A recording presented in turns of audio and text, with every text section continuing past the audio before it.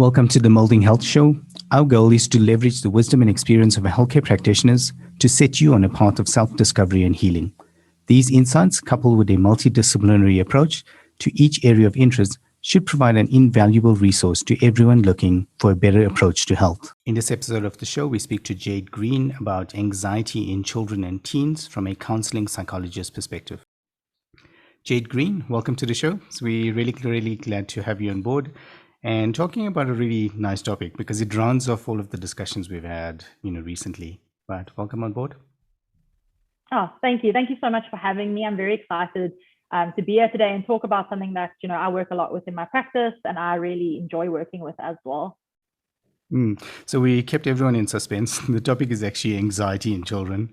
And the reason I said that was because we spoke about ADHD on a previous episode. And I think this one is it's an interesting topic, but, hopefully, Jayde, you can cast some light on it, but definitely a more prevalent topic. I don't know if it's just the circles we hang out in, but, it just seems to be every second child, there's always anxiety stuff. So really glad to unpack this with you. But before we start, I always ask Shaz this question, and it's always interesting for me because Shaz controls the schedule. So how did Shaz, you get Jayde to be on the show? So Jayde was actually in the middle of her trial account on our software and was having a few issues, and her and I set up a training session, went through, got them sorted. And I'd mentioned the show in there and sent her an email a short while later. And Jayde was like, yes, I'd love to be on board. And we booked the appointment. Thanks very much for agreeing to that. I mean, it's definitely, so last year, around May or so, I came to Shaz and I was like, I've been having this idea for quite some time. It just doesn't want to go away. And I'm so glad we've met some really cool people. And even, we learned so much from it, which is amazing. So really glad to have you on board and having practitioners like yourself buy into the concept as well, which I think is really missing. As a parent, I say that. I'm saying that as a person, like in awe of healthcare practitioners in terms of how much knowledge they have. So yeah. Really glad to have you on board. And maybe just to kick off, tell us a little bit about why anxiety in children. Firstly, what is it, and what makes you so excited about the topic? Well, I love to obviously help children. And I think something that makes me really excited about it is anxiety can be really treatable. And it's so nice to see the difference in the child when I see them for a first session versus when we kind of towards the end of the process, or even if we don't ever overcome the anxiety, the fact that anxiety can be so much more manageable in children. So yeah, that's probably why I like to work with it, childhood anxiety specifically, because I only do work with children and adolescents in my practice. So I wouldn't be the best person to give you a lot of anxiety tips for adults, but for children and adolescents, I've got that down. In terms of, signs of anxiety, I think this is where it can be really tricky. And I think anxiety, especially in a child, especially a young child, can be very unnoticed. It's not like one of our behavioral disorders where a child is going to always be acting out, maybe the child throwing a tantrum or poking someone at school. Often anxiety is very silent in that respect. A lot of your teens will often speak up and say, like, I can feel something and, this isn't right. But with our littlies, it can go very unnoticed. I think another big reason for that is, there's a thing called a normal anxiety. We're supposed to have some level of anxiety in our lives. We're supposed to have certain fears, especially as we're growing up. There's very like what we would call normal fears for children. And when they have them in that age group, it's not something, unless it's like excessive, it's not something we would really be concerned about. So when I talk about a normal anxiety, a classic easy example is if I'm standing at an edge of a cliff, and I'm feeling zero anxiety about being there, I could potentially maybe make a misstep or joke around with a friend. I'm going to fall off and I'm going to die. So the reason I have that anxiety there is so that I keep myself alive. Our bodies are ultimately designed to protect themselves at the end of the day. And another reason why it can be really normal is it motivates me to get things done. So think of a child example. If I have a test coming up, having a little bit of anxiety is totally fine, totally normal, because that's going to motivate me to study harder. Or if I don't know my work, I might go ask a friend or a teacher. The problem now, when that goes from a normal level of anxiety to a more abnormal, where we could potentially be looking at like an anxiety disorder, would be if it's something that starts becoming very excessive. So I'm going to go back to my child studying for their test example. If now I sit down and study for my test and I don't worrying about the test so much that now I can't study, or feeling like the whole time I'm going to be a failure, I'm definitely going to fail, having lots of very negative thoughts to the point that I probably don't even study for the test, or I don't sleep well, I'll then go in, I'll write the test, I'll probably do really badly because I haven't studied. And then that just makes the anxiety stronger because now I've confirmed I can't do it. So children and adolescents, even adults, we get stuck in these anxiety cycles. So I know I've talked around your question a little bit there. Sorry, I'm very passionate about this topic. But looking at, signs, so as a parent, like what sign am I going to see in my child? There's a whole lot that you could see, and you got to remember when I list some of them now that just because my child does this one thing doesn't mean my child has anxiety. There could be other reasons, obviously, to explain this. Something we see a lot in young children is that my tummy is sore. And you'll see it especially if it's coming up to an event. So I know school's just started for many kids, and I've actually had a few moms phone me and say for the last 3-4 days, the sore tummy's come back, or the child's been vomiting for no reason, for example. And that is a classic sign, especially in your younger kids. They don't really understand what the anxiety feeling is, and they definitely don't know how to articulate it. So very, very common, but it doesn't mean if your child has a sore tummy that they're definitely anxious. There's so many other reasons. Something that you would also see very commonly in young kids is lots of clinginess. So separation anxiety is probably your biggest anxiety you see in kids. So wanting to be to the caregiver or near them. You also see, feeling just generally overwhelmed, a bit sad. Some parents will report that their child's been a little bit more teary, for example. But then we can also see it in terms of bad behavior, if you want to call it that. So a child being quite difficult, quite oppositional, always wanting to know what's going on. Mom's answer is not good enough. I need to know exactly, or, pushback. Another big one would be avoidance. I don't want to do it. I don't want to go to school. I can't do school. It's, it's scary for me. Then we will see obviously things like sleep issues, not being able to sleep, things like not eating, whether it's eating more or eating less. I always say a change in the eating pattern is something that I would look at. Other things like, difficulty concentrating, especially with both age groups. But a lot of my teens will be like, I just can't focus at school and I don't know why. I don't have something like ADD or ADHD. I just can't concentrate.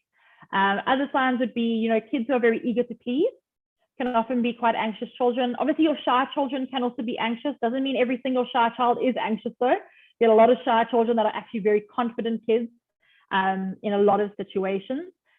Looking more now at our teens, they will often withdraw. So your teen is sitting in the bedroom all day, never wanting to come out. However, that is also quite a normal thing for teens to do sometimes. So wouldn't necessarily panic about that all the time. But a big one would be, I'm not doing extramurals anymore, or I don't want to go to that party, or not wanting to go to school. So withdrawing from things that they would normally enjoy doing. Looking a lot for things like reassurance. So kids who say they're worried about safety, for example, Mom, have you locked the door?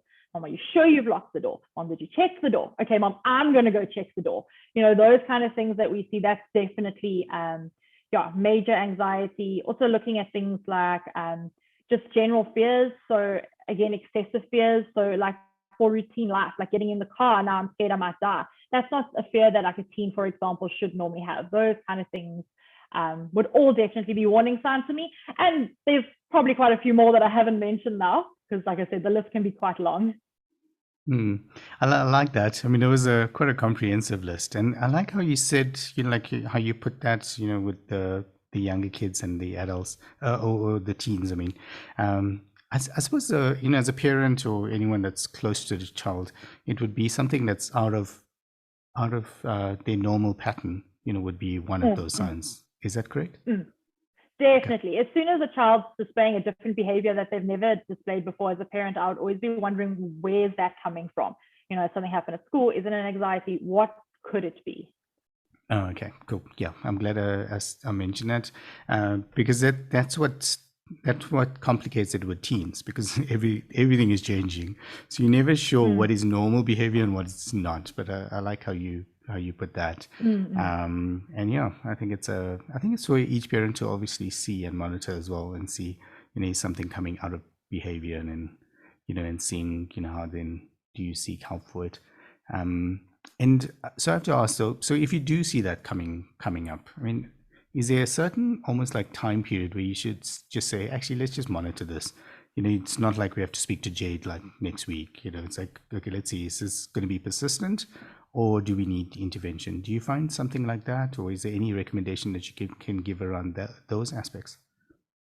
I think it would really depend on your child, and is this a problem that they've had before? So if they have been prone to anxieties before and this is a new one coming up, then I would probably say, the sooner the better, because it's like a long-lasting issue. However, if it's a new anxiety, your child's never really been an anxious child, and it's like a big event coming up. So maybe it's your first time ever going overseas. Your child's never been on an airplane before, and they're feeling a bit anxious about that.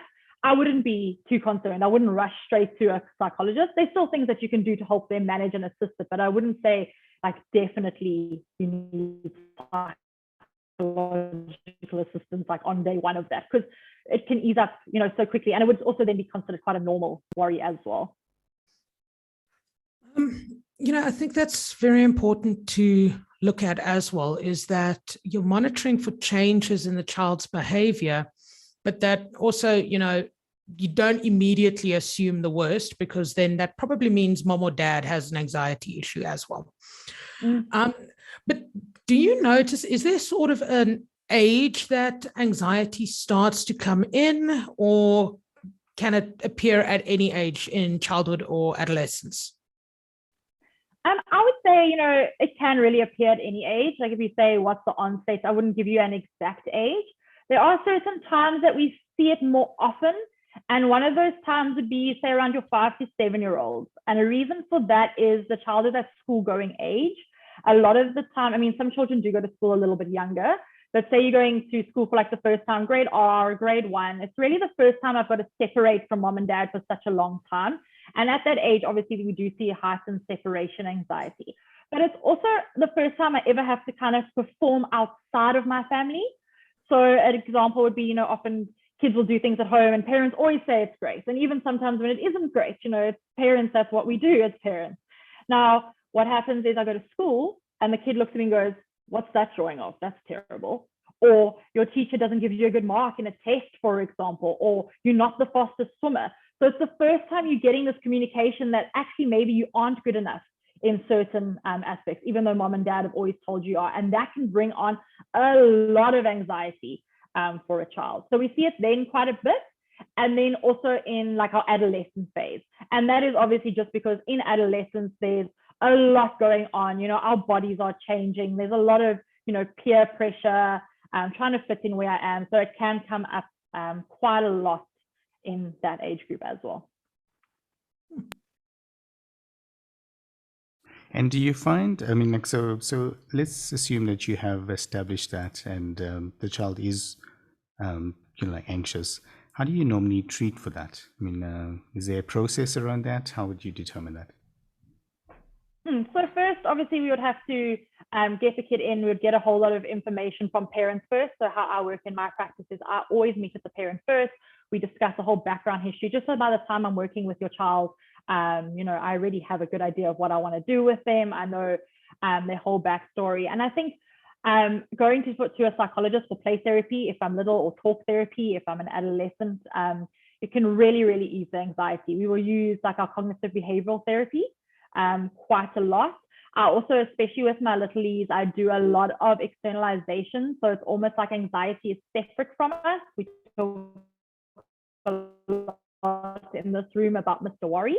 And Mr. Worry, he tells us these bad things. He tells us I'm not good enough, or he tells me that I'm going to fail my test. But I know that's not true. So I equip them kind of in a fun way of, how do we push back at anxiety? How do we fight back and also prove anxiety wrong? I always tell my little kids, Mr. Worry, he's a big liar.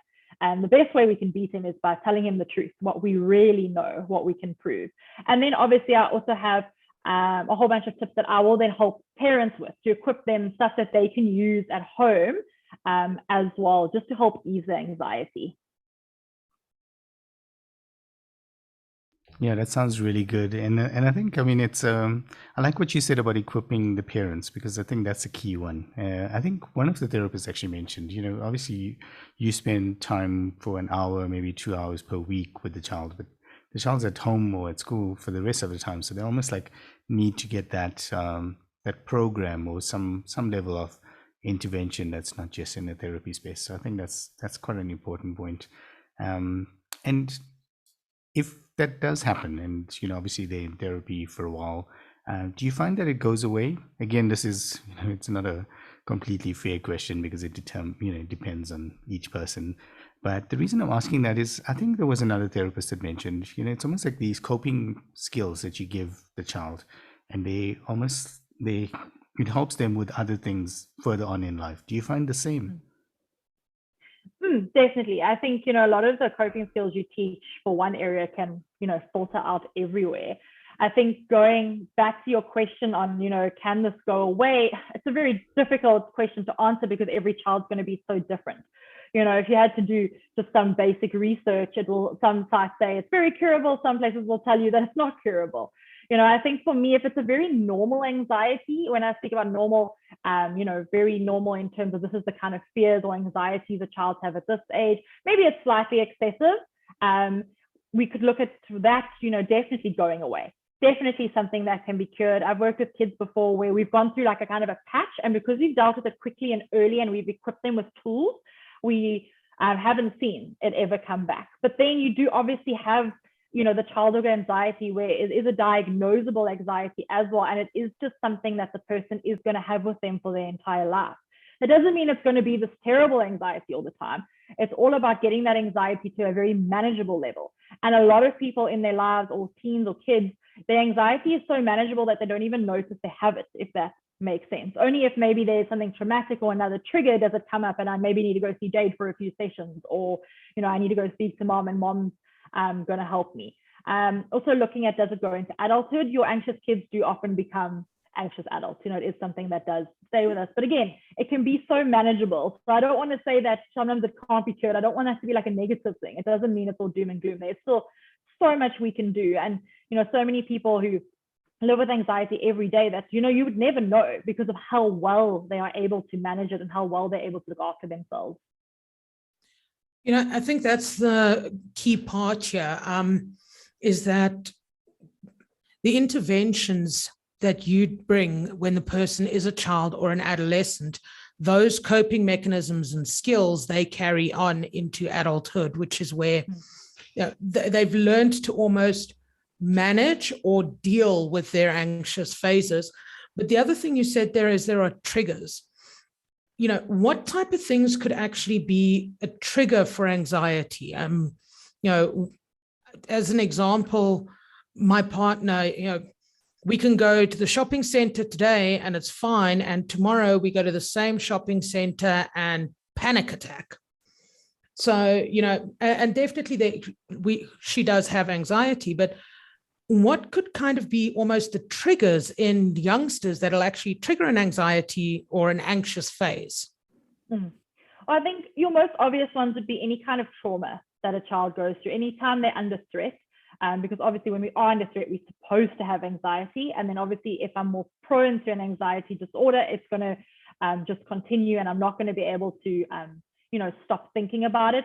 But any normal day-to-day stressor can really trigger anxiety as well. So something that might not be stressful for you, might not be stressful for me, but is stressful for that person, that can definitely trigger. So I think also where as adults we forget with kids, there's some things that are really stressful for children, but they're not for us. I know I once was trying to motivate for a medical aid that I needed sessions for a child because he'd had a really stressful hospital admission, where he'd gone through a lot of stressful tests, and he was exhibiting, all these kind of stress response symptoms. And the medical aid just said to me, "But going to hospital is not stressful." And I said, it is for a 4-year-old. Might not be for me, but it's definitely, for a 4-year-old. So we do need to also think of that in their shoes. Going to school, very stressful. Standing up and giving an oral, if that's not something I'm into, that is very stress provoking. And those kind of things, as small as they can be, can bring on anxiety. Something I have been seeing a lot lately, and I think it's just the world we're living in at the moment with COVID. We're living in a very anxious world. It's all this uncertainty with COVID. I do think we're getting a lot better. I practice in Durban as well, so we had those riots really badly here. So that was also very anxiety triggering. And even if, a lot of my teams, they can't tell me why they're feeling anxious as such. There's not like a certain trigger, but I think it's just this whole climate of living in this constant state of maybe like fear or uncertainty, and then something that I do every day, like go to school, and it's never been a problem because I'm now carrying all extra things.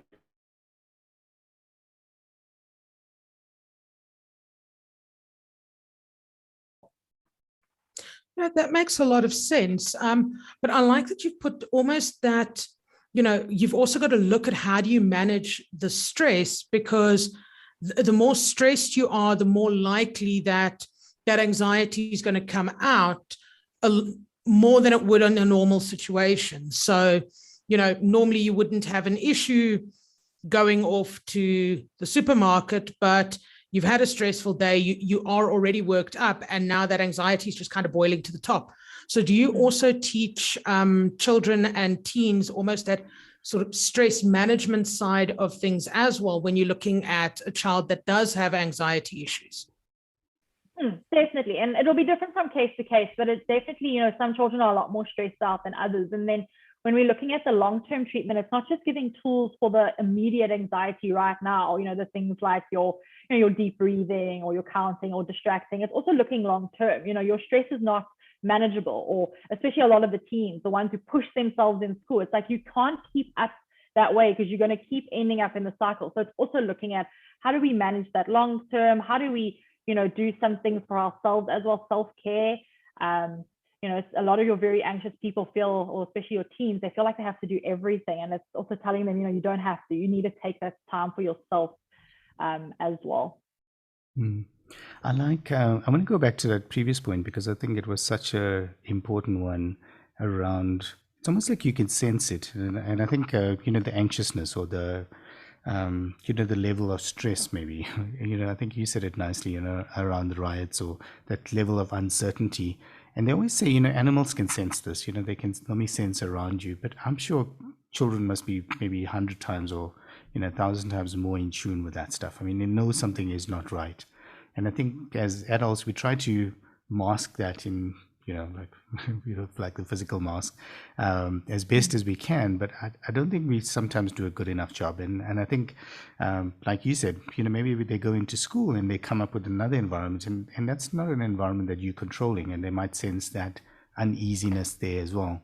So it's interesting that you mentioned that, because it's something that I always thought is like, how do kids do that? And the example I used in another episode was, for a long time, we've got two kids, and the little one, Tristan, was 9 years old, and we just took it for granted. You just put a mask on, but we went from not wearing a mask and not even ever seeing one like that unless you were in a hospital, to now everyone has to wear a mask. That can't be good for someone. And not once did they ask us, but this is not right. Why do we have to keep on doing this? They just kind of assume that that's what it is. But there's that level of almost like absorbing the environment and just going with it. Do you have any thoughts around that? Is that something that you kind of think is happening as well? I definitely think so. And I think just because the world is so weird right now, I think that's the only way I can actually explain it. I think we need to be very honest with children. And I think if you look, parenting has changed quite a lot over the years, but like when I was raised, for example, it's kind of kids aren't supposed to know certain things. They must just slot in and go with it. And if a child is prone to anxiety, as an example, again, that is going to make the anxiety also so much worse. So to sit down with them and be very honest, this is, just use the masks as an example. This is why we're wearing masks. It's to keep us safe, or it's because, government says so. Obviously keeping it extremely age appropriate. You never ever want to actually make your kids fearful of that. But also, I think being vulnerable with your children sometimes, not obviously letting them take on your own emotions, but kind of being like, mom also does feel a little bit nervous sometimes, or I also don't like wearing a mask. I also actually worry a bit about COVID. Showing them that it's normal to have these feelings, but then also modeling how you deal with it.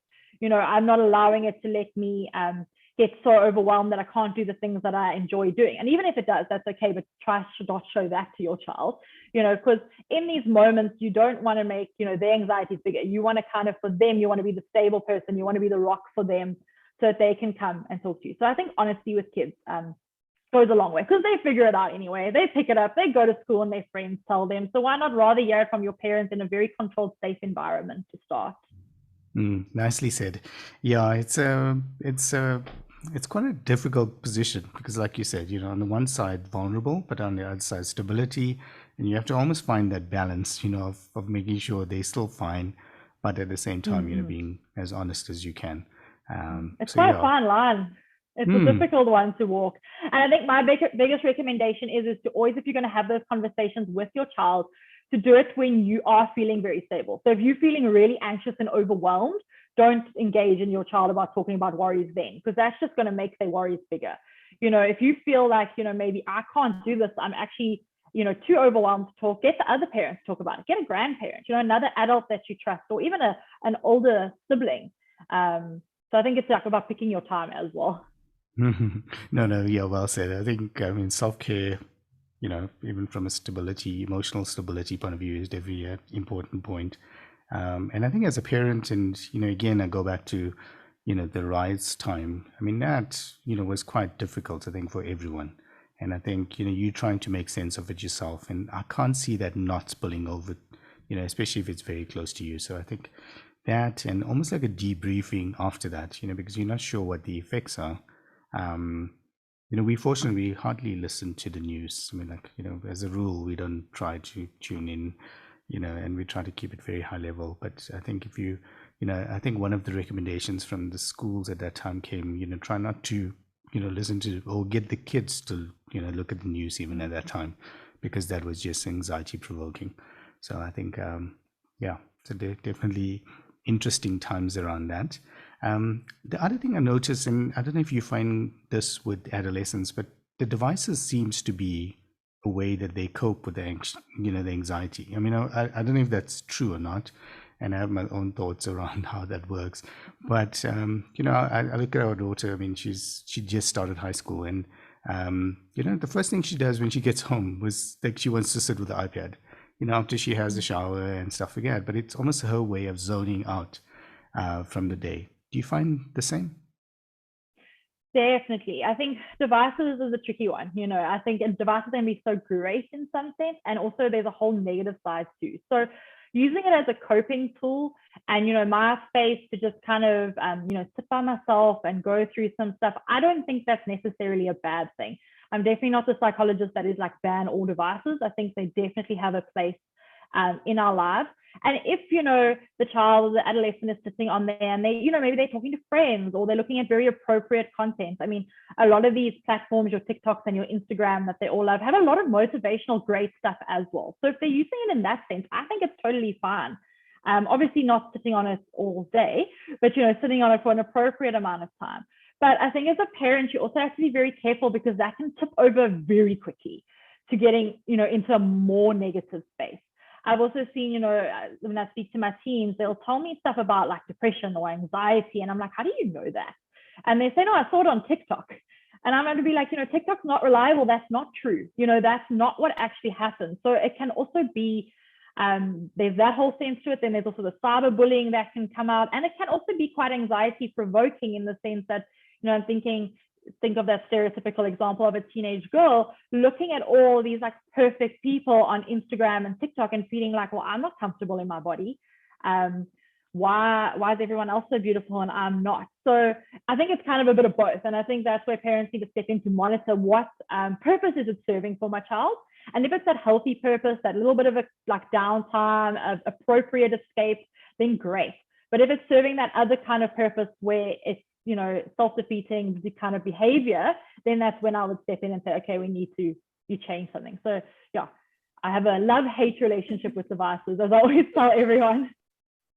I think a lot of parents feel the same way when it comes to devices. It is this love-hate thing, because you don't always know what your child is looking at on TikTok or these kind of things. But Have you noticed especially with teens, that they tend to use their devices as almost a way to disassociate? And, within doing that, they're actually probably not in the healthiest of positions, even though it appears like they're unwinding. And I say that quite comfortably because, I look at my niece sometimes and she'll be scrolling through and there's other times where you can talk to her and she doesn't even, the house could be burning down and she's just, and it's almost as though, the lights are on, but nobody's home. I'm sitting there going, but how is this healthy for you? No, I think it definitely can have that element to it as well. But I think also in saying that, is it just the phone that has that? A lot of people watch TV and do the exact same thing, which is still a screen, but it's not the social media aspect. So yeah, I think it can. And I think that's also why it's important that parents monitor devices. And it's not, I get my phone from the moment I leave school to the moment I close my eyes. There's a time and place to use the device. And yeah, obviously sometimes we can't always avoid the unhealthy behavior. Teenagers are going to have a lot of pushback if you say no cell phones. So I think it's all just about maybe finding that balance. It's a tricky one though. Yeah, I just noticed how, it is, as Shah said, it's just like a zoning out device. And, I think if we had to be completely honest, we all have the same. I think, whether that's TV or something, you're just looking for that distraction. And I just noticed it quite clearly, with our daughter. It's like, when she comes home, it's almost like a safe space. She just wants to zone out for a bit. And then, well, maybe slightly off topic, but that's the one thing that as a parent is quite difficult, because how do you police that stuff, or control it to some extent, because they need the devices for school and stuff like that, and at the same time they use the devices for entertainment and zoning out and stuff like that. So yeah, it's quite a complicated world. So I don't envy you, Jayde, dealing with all of that stuff. So it must be interesting though. It's super interesting, but it also shows all the challenges that teens have now that, I wouldn't have had as a teen. We had cell phones when I was a teenager, but I think we used Mixit. You have to log on and, totally different completely. And now they just have it at their fingertips, and it brings a world of pressure and a world of anxiety if we are looking at, the negative side of things. But it also does bring a whole lot of positives. Teenagers, they want to connect. It's like a thing that teenagers have. So, when your teen's sitting on their phone talking to their friends, as an adult, you're like, oh, why are you always wanting to talk to your friends and you're on the phone? It's totally normal. They just have more access to it. If I want to talk to my friend, I need to go dial up on the normal phone, speak to their mom. Can I speak to them? Thank you. It's just, they have it more accessible to them, but they're still displaying quite normal teenage behavior that we would have as well. Yeah, no, agreed. I do want to go into the medication part, and in terms of anxiety and medication, because I think we can't talk about anxiety without talking about, from a medication point of view. I think we had a practitioner on, and we even spoke about anxiety or ADHD with adults. So this does continue, all the way. And I think if we don't get it right, and we don't have practitioners like yourself that are working with children or young children and adults, and teens, it definitely works its way all the way up. So I would love to get your thoughts on that. But before we continue, I know she has had it on the outline, but do you find the home environment is sometimes a cause of that anxiety? And I want to say, do you find parents cause that anxiety as well? I'm going to say yes, it can. I'm not going to say definitely yes. Some kids are so resilient, they can grow up in quite adverse environments, and you don't see any anxieties in that coming out. But, we do also see trends. But then also in saying that, anxiety is quite hereditary, first of all. So it might not, your environment might be perfect, but if it's kind of in your genes, you're really going to be predisposed to it. And some children, they just, due to their temperament, they just are more prone to anxiety. They could have the perfect home life, perfect parents, but obviously also we can't control for things like school and the outside world. So we will still see it. But generally, if we're looking at, what kind of environment could maybe give us a worse outcome in terms of a child having anxiety, definitely your parents that are very harsh or overly critical. So, why are you wearing that? Or why did you do that? Or why didn't you do as well as your friends? A lot of that kind of talk to kids can really trigger anxiety. Also putting a lot of pressure on kids. I know a lot of the teens I work with, whether it's real pressure from mom or dad, or they perceive mom and dad put that pressure on, because we've got to remember that as well, especially with teens, they often perceive something that's not there. It's that major pressure to perform at school. That is a big one. And a lot of time that can definitely come from the home environment. And then obviously things like growing up with a very anxious parent, that anxiety can also be put onto a child. And I know no parent who's got anxiety ever would choose to do that to their child, but it's something that can happen as well. And then obviously an environment, if I'm living in an environment that's very stressful, a very traumatic environment. And again, parents can't always control for that. Like I can't control if we're going to be robbed, for example. Those kind of things will definitely also bring about it. So yeah, definitely doesn't mean it always will though. Yeah, good answer. I like that. I think, the only thing I would say with this, and it's the most applicable thing I can think of, is they always say, when you look at yourself in the mirror, you're probably the most critical person. You'd never say some of the things you say in your mind, to yourself. And it's kind of the same thing maybe in a home environment as well. So, I think parents have the best intentions most of the time, but you could be doing things, like that are just causing these things. And I think that's the reason, we were asking that question, is because my next thing would be to ask, what can we as parents or caregivers do to make children less anxious? I think that would be it, because you want to hold that high standard. You want to say, you have to do, or not have to, but you want to do good in school because these are the reasons. But at the same time, you're creating a certain level of anxiety by doing that. Do you have any wisdom around that for us? I think I think in saying that, you think almost like, okay, so I must put no pressure. I can come up with the worst marks ever and I must be happy with it. And that's not what I'm saying. I think it's maybe that normal amount of pressure, but that also that pressure that if I do come home with not so great results, I'm not criticizing the child for it. Maybe as a parent, if I know they didn't work hard enough, I say something along the lines of, what, I don't feel like you worked as hard as I know you can. And unfortunately, these are the marks that you are receiving because of it.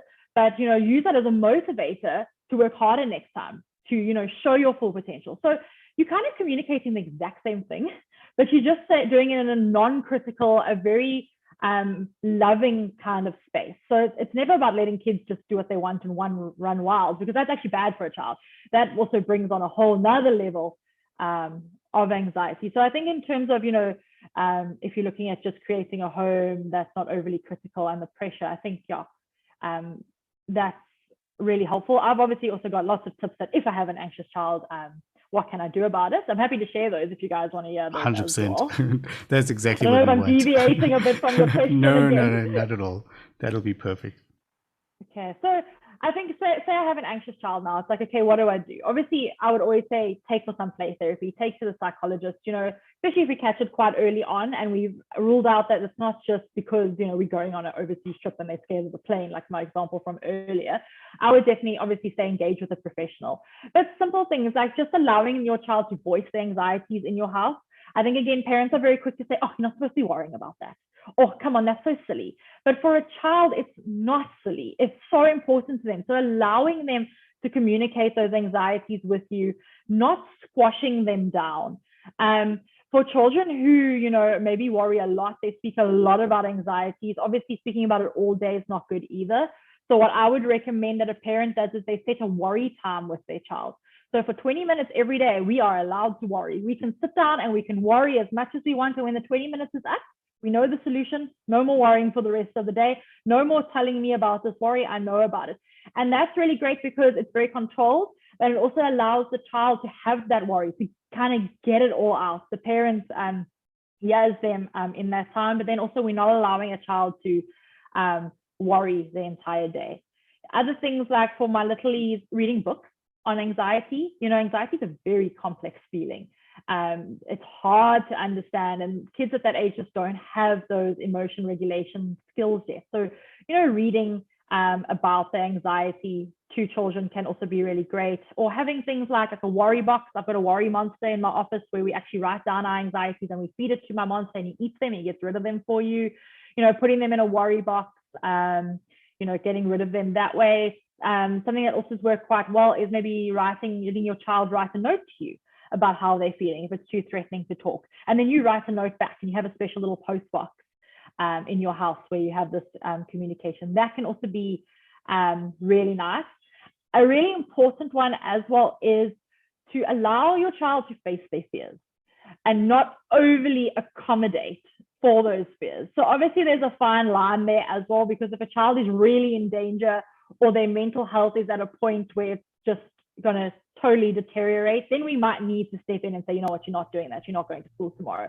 But generally, with a normal anxiety, you need to go to school. There's no I get to stay home, because when we get into a habit of doing that, we are just making the anxiety stronger, because now I've got to wait, stay at school a whole nother 24 hours before I have to try to tackle it again. Or we're confirming to them, yes, that anxiety is scary. You shouldn't go to school. So allowing them to face their fears. I think that's a tricky one for parents as well. They automatically, I think parents' brains are wired to want to save and want to protect. And by letting kids face fears, that makes it, goes against everything that's wired into you as a parent. Then things like just acknowledging their feelings, like I mentioned earlier, and coming up with, the coping mechanisms that work for your child. So I'm not going to list the whole list of coping mechanisms now, because there's so many, but common ones like, deep breathing, sitting and doing that with your child. Or when they are feeling really anxious, communicate to them, say, oh, it sounds like that's Mr. Worry telling you all those bad things. Why don't we sit here and do some breathing together? Or I know a lot of my teens, they really like to listen to music. For example, I also have like fun activities where you can distract the brain and that, but find out your child's coping mechanisms and assist them with it as well. And then, there's probably more, but I'll talk your guys' ears off all day if I had to go through every single tip I've ever used.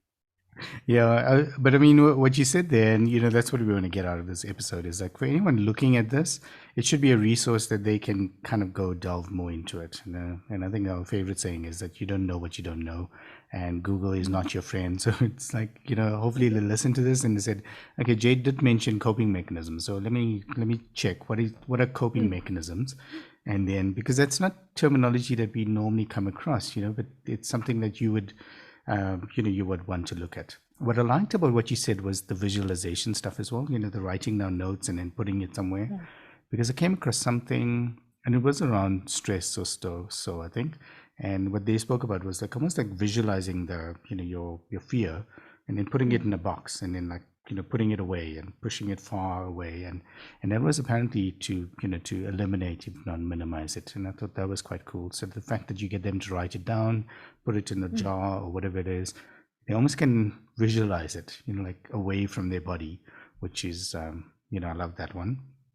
The one around the academic pressure or the pressure to do well in school, the one trick we used with our daughter was, because we know she's good at it, but like it would always, especially when she started writing exams, and we would always say, do your best. And we knew her best was good enough, so we just say, do your best.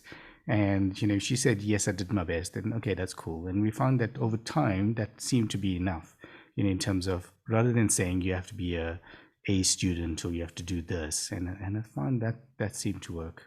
So it kind of resonates with what you said, which I really like, is maybe reframing it a little bit, for them. And as long as they did that, I think as a parent, you can't really ask for more than that, because then you probably have the issues, I think. But you need to align your own expectations. But I think that should be good. You used the plane example twice, and that one's quite personal for me because we're going to take our little boy quite soon. Is there any tips you have around that? How do you get them used to that idea even before they get on the plane? So I'm going to use the plane example as I go through it, but you could apply to anything that's new, something that the child's never done that they're feeling anxious about. And I would say, prepping a child for any situation is amazing. We know what a plane's like because, I don't know, we went on it for a first time sometime when we were, young. Also, you got to think of anxiety. Anxiety likes to be in control. Anxiety likes to know what's going on. So we can often ease a lot of the anxiety by doing that in an appropriate way. And as adults, sometimes we're like, oh, why are kids so worried about this? And I always say to parents, it's because as adults, we make the plan. I make the plan. I know what time I'm going on the airplane because I booked the ticket. I know what I need. And we just expect kids to follow along with us. And why are they worried about this? So sitting a child down and saying, okay, this is the plan. this is what we're going to do. We're going to pack our suitcases or whatever, and we're going to go in the car. The car's quite a long trip to the airport. Well, it is, at least from my house. We're going to be in the car for long. When we get there, the next step is, we will get our boarding passes. We're going to go through this gate where we put all our bags through the machine. So like really step by step, what can they expect to happen? And obviously I know it's tricky sometimes because we can't always control for everything, but as good as, or as well as we can do it, to explain what we expect to happen, but then also trying to make it fun and exciting, So I know with kids I've prepped recently for an overseas trip, I spoke to them a lot about how the overseas planes have the TVs in it. So you're going to be watching movies. And did you know you can watch movies on those that are even like in the cinema at the moment, to get them really excited. If you're going on a normal plane, it can be stuff like, you can prep them that their ears might pop. But for that, we've bought you this really awesome sucker, or we're going to take you to the sweet shop before and get that, or you're going to have a special toy on the plane, whatever you feel as a parent would work well for your child. Every child's different, but to try and make it as exciting, as well as telling them step by step, this is what you are going to expect. And also, if it's a safety thing, I always tell kids, it's okay to be worried about safety, like if is the plane going to crash or anything like that. I always then give them all the facts, like statistically a plane is not going to crash and that. But I always say that's mom and dad's worry. It's their job if something had to go wrong. If there was a car accident, it's their job to jump out and make sure you're okay. So that's not a child worry. That's mom and dad. And mom and dad are always going to have a plan. Because I think also we often tell kids, oh, that's never going to happen. And it's backfired. It's one of the psychologists I know, she told the child that you'll never get robbed. He was robbed the next day. So we got to also, kind of control for that in like situations that can technically happen. But that's, it's an adult worry. It's not a child worry. Mom and dad have it sorted. Yeah, that was actually quite brave with being in South Africa to say that. But yeah, interesting. Thanks for sharing that. Definitely a learning curve for her and for all no. other psychologists. But I think naturally we just want to reassure. That's and reassurance with anxiety is also not always a good thing. But I don't know why, as humans, we just want to reassure. We just want to tell everyone it's going to be fine. And parents often say to me as well, Jayde, I have to reassure my child so much, it never helps. And the reason for that is reassuring is like pouring water through a sieve. It is honestly, it's a waste of time, and using other tips and tools to rather deal with the anxiety. I always say to parents, you can reassure once, and then afterwards you must say, but isn't that Mr. Worry telling you these things? What have we spoken about before? Because the reassurance, it's water going through a sieve. It doesn't help the anxiety come down at all. It actually sometimes increases the anxiety, to be honest. But that's our natural thing we want to do. We want to say it's never going to crash, or you're never going to get robbed, even though, it can happen, unfortunately. Yeah. And I think also it's, always believed you can't make promises that you can't keep. And I think it's the same thing, like those kind of things, even with the plain stuff, it's out of your control. So, I think assuring to almost like the best of your knowledge. I like what you said about the statistics, because obviously that's true. The fact that it's always controlled, you have to go through this gate and then that gate, and they're checking for this. So, it's quite safe from that perspective, as opposed to getting in a car, as an example, which is all good. So yeah, I loved all of this. I do want to ask, because we can't speak about anxiety without speaking about medication in the current world anyway. Do you find that medication does help in your, and again, this is not a general rule, but it's more, what do you find in your practice? And do you find that children that are on medication, does it help with their anxiety, and do they grow out of it? So it's, it's a multifaceted question, but any thoughts on that? So yeah, medication can always be really great. Does it mean every child that got anxiety needs medication? Definitely not. And working with children, I'm definitely cautious when it comes to sending them for medication. So obviously, as a psychologist, I can't actually prescribe, but I would then refer parents to a psychiatrist. And the times I would maybe suggest medication is when, it's very severe. This child is not able to go to school. They feel like they're drowning. They're not coping at all. And the reason for that is to take that edge off so they can get to a point of where it is going to be more manageable. Your general anxiety that kids come in with and they struggle with now and again, I would never rush to medicate that. That can be dealt with very effectively with, parent training and parents doing tips at home and just therapy. But in your more severe cases, it is proven that the best course of treatment is when we have therapy and we have the medication hand in hand. And for me personally, I think it just kind of takes that edge off so that I can sit in the therapy session and I can understand the stuff and I can work through it and I can apply these skills. Whereas if I'm just feeling so overwhelmed, I'm giving coping skills and then we're working to this, but it's just that feeling of it's never going to help. It's never going to work. And that's where medication and therapy can align really nicely. My goal with kids as well is if we can wean off the medicine, that is always going to be our goal. Obviously, again, the psychiatrist would be the one that would have to dictate that. But, for me, it would be the absolute one if it is just a short-term medication where we can get it to a manageable limit and then hopefully use the therapy, use all the tools to keep it kind of at that manageable space and hopefully not go on medication again. Obviously, every child is so different.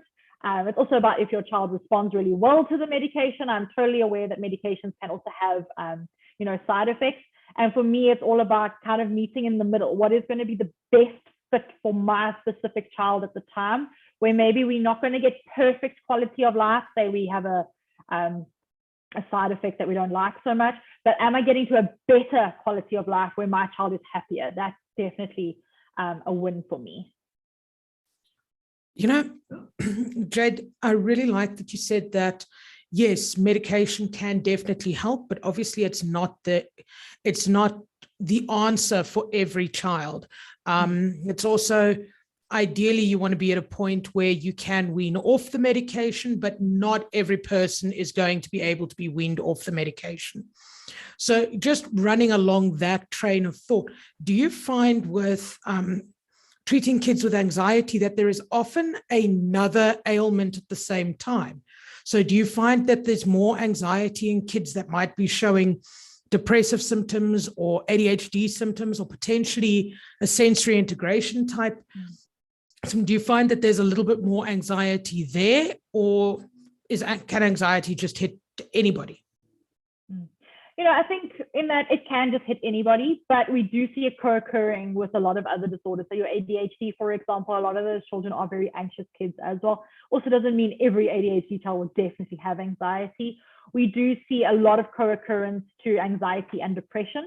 So you do see that a lot. So, if you are falling into any of, these kind of disorders, you are going to be, unfortunately, a little bit more prone to the anxiety, but doesn't mean I have to have it to have a disorder.